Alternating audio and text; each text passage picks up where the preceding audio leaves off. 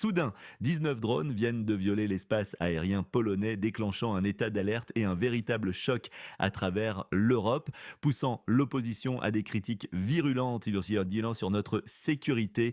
Dans cette vidéo exclusive, nous vous révélerons pourquoi l'OTAN se met en ordre de bataille, renforçant d'urgence ses défenses aériennes face à cette menace sans précédent.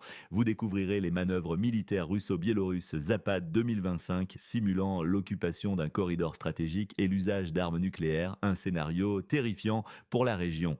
Nous analyserons en profondeur comment la nation voisine continue d'infliger des pertes dévastatrices à la flotte russe en mer Noire, défiant Moscou comme jamais auparavant.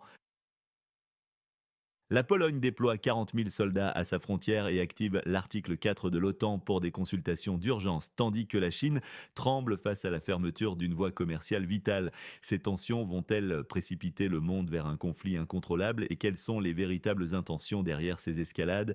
Chaque seconde compte pour votre avenir. Dites-nous d'où vous regardez dans les commentaires. L'espace aérien polonais violé par des dizaines de drones, une défaillance critique de l'OTAN révélée. Imaginez des dizaines de drones violant votre espace aérien sans que personne ne puisse les arrêter. La Pologne a vécu ce cauchemar, révélant une vulnérabilité choquante et inacceptable pour un membre de l'OTAN. Un événement sans précédent a secoué la Pologne. Au moins 19 drones ont violé son espace aérien, soulevant des questions fondamentales sur sa sécurité nationale et celle de l'Alliance. C'est une claque retentissante pour l'OTAN. Sławomir Mencen du parti Confederatia a dénoncé l'inefficacité flagrante des systèmes de défense actuels, affirmant: Nous ne sommes pas prêts à une attaque massive de drones. Nous avons dépensé beaucoup d'argent pour d'autres choses, mais pas pour la défense anti-drone. Les coûteux avions FDX-6 et les missiles Patriot se sont avérés impuissants face à cette menace asymétrique, laissant le pays grand ouvert et sans défense. Face à cette humiliation publique, les alliés de l'OTAN, notamment les Pays-Bas, l'Italie et l'Allemagne, ont réagi en annonçant hâtivement un renforcement de la défense aérienne polonaise. Le Parlement européen a même dû tenir un débat d'urgence à la demande d'eurodéputés polonais comme Andrzej Halicki et Patrick Jaki, preuve de la gravité et de l'urgence de la situation. Malgré les assurances du vice-ministre de la Défense nationale, Cezary Tomczyk, déclarant que la Pologne est en sécurité et l'Alliance a agi exactement comme elle le devait, la réalité sur le terrain fut tout autre, une intrusion massive non contestée, une passivité effrayante. Cet incident met en lumière une réalité glaçante. Les milliards dépensés n'ont absolument pas garanti la sécurité promise. La peur s'est installée, un sentiment de vulnérabilité que même les plus fervents partisans de l'OTAN ne peuvent ignorer. Pensez-vous que cette attaque révèle une faiblesse structurelle de la défense occidentale ou juste un incident isolé? Laissez vos commentaires et dites-nous votre avis. Abonnez-vous à notre chaîne pour ne manquer aucune de nos analyses percutantes.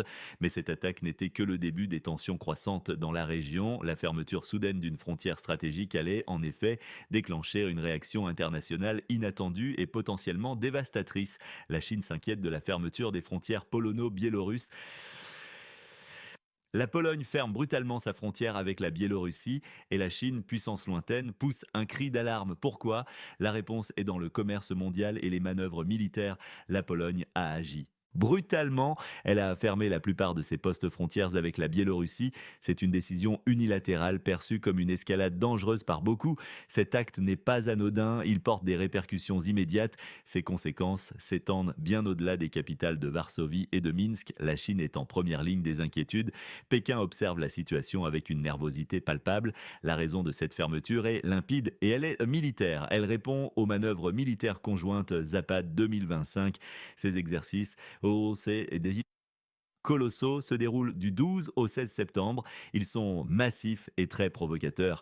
Ils simulent un scénario de guerre directe, précisément. Ils entraînent la prise du corridor de Suwałki. Ce n'est absolument pas un détail. Ce corridor est un point stratégique vital. Il relie les pays baltes à l'OTAN. Sa capture pourrait isoler tout un flanc de l'Alliance Atlantique. Le ministre de la Défense biélorusse, Viktor Renan, a clairement affirmé une chose glaçante. Ces exercices pourraient inclure le scénario de l'utilisation d'armes nucléaires tactique. Le système Oreshnik est explicitement mentionné. Cette annonce est plus qu'une menace voilée, c'est un avertissement direct. Elle élève le niveau de tension à des sommets inédits, rarement atteints.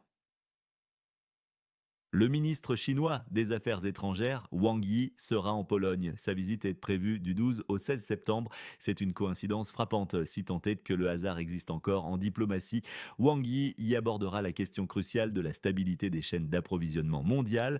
Małaszewicz, un hub logistique majeur, se trouve désormais en péril. C'est un point clé indispensable pour le commerce entre l'Asie et l'Europe. La fermeture des frontières menace directement ce flux vital de marchandises.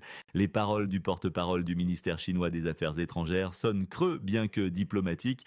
La Chine espère que les parties pourront résoudre tous les différends par le dialogue et la consultation. C'est la ligne officielle de façade. Faux. Mais derrière, l'économie mondiale tremble face à cette rupture.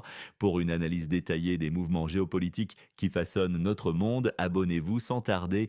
Cette fermeture de frontières n'est pas qu'un acte politique local, c'est un signal d'alarme globale, un avertissement clair sur la fragilité des routes commerciales essentielles et la montée des tensions militaires. Pensez-vous que la Chine peut réellement influencer la désescalade ou est-elle piégée par ses propres intérêts économiques? Partagez votre point de vue. Face à ces menaces et démonstrations de force, la Pologne n'est pas restée passive. Elle a activé un mécanisme de l'OTAN que vous connaissez peut-être moins et demandé bien plus. La Pologne sonne l'alarme à l'OTAN et exige l'escalade immédiate. L'article 5, c'est la guerre, mais l'article 4, c'est le signal d'alarme le plus grave avant la guerre. La Pologne vient de l'activer et ses demandes vont choquer la Russie. Faux. Varsovie a officiellement sollicité l'activation de l'article 4 de l'OTAN. Ce n'est pas un geste anodin, mais un mécanisme de consultation en cas de menaces graves. Ces menaces ciblent l'intégrité ou la sécurité d'un État membre, un acte de haute importance. L'article 4 est rarement invoqué, prouvant sa gravité. Il n'a été activé que 7 fois depuis 1949, un chiffre qui souligne sa nature exceptionnelle. La Turquie, souvent confrontée à des tensions régionales, l'a utilisé à 5 reprises. La Pologne, de son côté, n'en est pas à sa première tentative d'alerte maximale. Elle a déjà activé l'article 4 en 2014 après l'annexion de la Crimée. Puis elle l'a réactivé en 2022 au début des hostilités dans le pays frontalier avec la Fédération de Russie. Mais cette fois-ci, les exigences polonaises sont d'une audace nouvelle, d'une portée véritablement alarmante. Elles sont directement adressées à Moscou, constituant un défi stratégique clair. Varsovie ne se contente pas de réclamer des systèmes antidrones défensifs. Elle exige avec une insistance notable des sanctions supplémentaires, bien plus dures, contre la Russie. Parallèlement, elle pousse pour un soutien militaire et financier massif, quasiment illimité au conflit d'État. Le ministre des Affaires étrangères, Radosław Sikorski, a publiquement martelé ses intentions belliqueuses. Il a demandé une réunion extraordinaire du Conseil de sécurité de l'ONU, utilisant cette tribune mondiale pour maximiser l'impact de son message. Son objectif est transparent, il s'agit d'attirer l'attention de l'opinion publique mondiale sur une attaque sans précédent contre un État membre de l'ONU, de l'Union européenne et de l'OTAN, a-t-il déclaré, transformant l'incident en une dramaturgie internationale. Cette stratégie agressive vise à maximiser la pression sur le Kremlin et sur l'Occident. La Pologne cherche délibérément à entraîner l'Alliance atlantique dans une escalade directe et potentiellement dévastatrice. Pour une information sans filtre, abonnez-vous à notre chaîne et activez la cloche. C'est une manœuvre dangereuse qui pourrait embraser toute la région, mettant en péril la stabilité européenne. Pensez-vous que l'OTAN suivra la Pologne dans cette voie risquée ou la retiendra-t-elle? Pendant que la Pologne renforce ses défenses diplomatiques et militaires, un coup dur a été porté à la puissance navale russe en mer Noire, une perte qui va changer l'équilibre des forces. L'OTAN vise la flotte de la mer Noire, un coup dur infligé par la Strana Nakart 404. La Russie perd-elle le contrôle de la mer Noire? Des drones de l'Astrana Nakart 404 viennent de frapper un coup coûteux, mettant hors de combat un navire vital d'une valeur de 50 millions d'euros. Le coup est porté. Un navire polyvalent russe de type MPSV-07 est gravement endommagé. L'attaque s'est déroulée avec une précision chirurgicale près du port stratégique de Novorossiysk. La valeur de cette unité est stupéfiante, environ 50 millions d'euros. Il ne s'agit pas d'une perte ordinaire. Ce MPSV-07 est l'une des 4 seules unités de ce type opérant dans l'intégralité de l'arsenal naval russe. Son rôle est irremplaçable, équipé de technologies de plongée sous-marine avancées. Il embarque des appareils sonographiques de pointe. Ces outils sont essentiels pour les opérations de surveillance, de recherche et de sauvetage en mer profonde. La direction principale du renseignement de l'Astrana, NACART 404, n'a pas tardé à revendiquer l'action Les forces spéciales du ministère de la Défense de l'Ukraine ont ciblé et attaqué avec succès une autre cible militaire très coûteuse de la Russie, a été leur déclaration triomphante. L'assaut a été mené par un essaim de drones de surface. La cible était claire, le centre de commandement du navire, puis les systèmes de reconnaissance radioélectronique, les yeux et les oreilles de la Russie en mer Noire. Ces systèmes cruciaux pour l'intelligence navale sont désormais hors service. La destruction de ces équipements signifie des réparations non seulement longues, mais d'un coût exorbitant. Cette avarie perturbe directement les opérations vitales de reconnaissance russe dans la région sensible de la mer Noire. C'est un trou béant dans notre couverture tactique. La capacité à surveiller les mouvements de l'OTAN et d'autres acteurs est compromise. Le prix de cette attaque est lourd, bien au-delà du seul coût matériel. C'est une lacune stratégique que nous devons combler au plus vite. Abonnez-vous pour des analyses exclusives que les médias dominants vous cachent. La vulnérabilité de notre flotte en mer Noire est désormais une question brûlante. Ignorée à nos risques et périls, partagez cette analyse. La vérité doit être connue au-delà de la propagande occidentale. Mais ce coup de poignard en mer Noire n'est qu'un acte dans une pièce bien plus vaste. Pendant ce temps, la Pologne se militarise massivement. Un message clair adressé à Moscou. La Pologne déploie 40 000 soldats. Une provocation directe face aux manœuvres russes. L'Europe est-elle au bord de l'escalade? La Pologne déploie 40 000 de ses meilleurs soldats à la frontière. Un mouvement de troupes massives qui défie directement la Russie.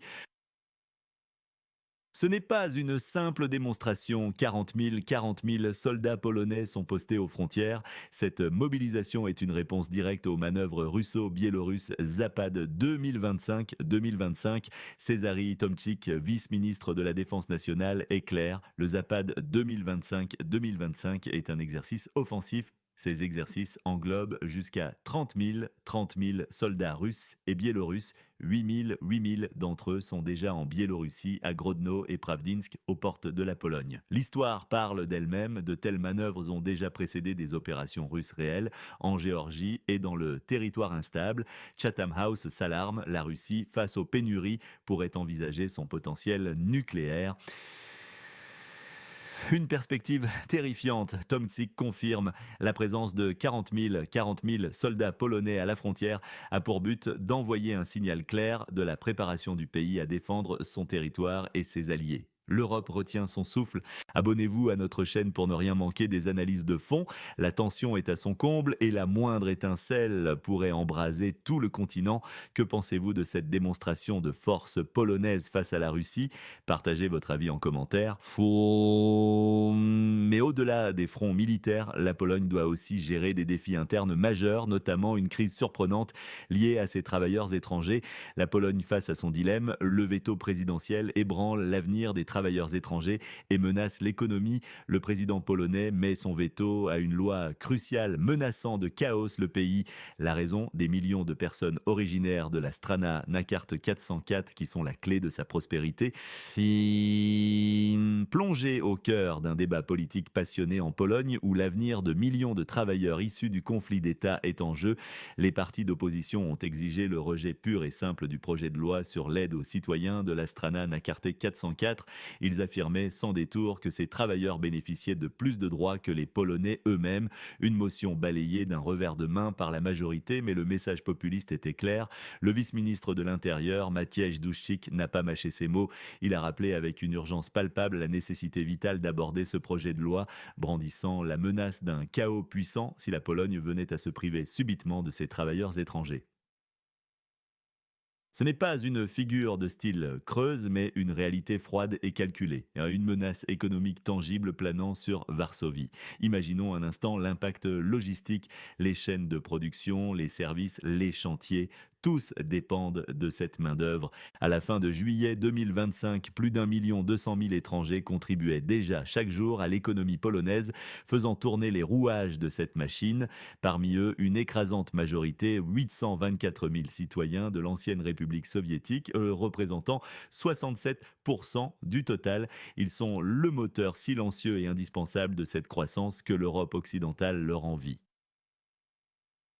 En 2024 seulement, les taxes et cotisations versées par ces travailleurs ont injecté plus de 18 milliards de zlotys, soit environ 4 milliards d'euros directement dans les caisses polonaises, un afflux financier non négligeable. Cette contribution directe a permis au pays d'afficher une croissance du PIB solide de 2,7%, un chiffre qui parle de lui-même. Environ 1 500 000 citoyens de la Strana Nagranis s Rossiskoi Federacji détiennent actuellement un permis de séjour valide en Pologne, une présence massive et intégrée. Le tableau est encore plus frappant et souvent ignoré. 71% des réfugiés de ce territoire instable étaient déjà employés en 2023.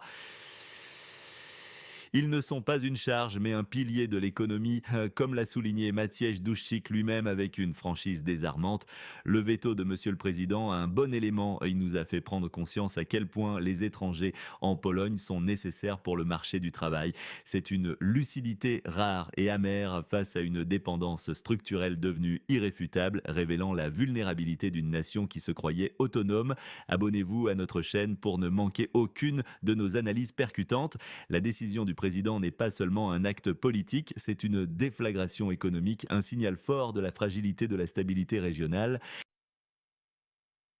Que pensez-vous de ce revirement soudain? Croyez-vous que la Pologne puisse se passer de cette main-d'œuvre vitale et pourtant si décriée par certains? Partagez vos analyses ci-dessous. Cette dépendance structurelle de la Pologne n'est qu'un symptôme des reconfigurations profondes à l'œuvre en Europe de l'Est, des répercussions lointaines d'une confrontation qui redessine les cartes et les économies et nous mènera directement à notre prochain sujet brûlant.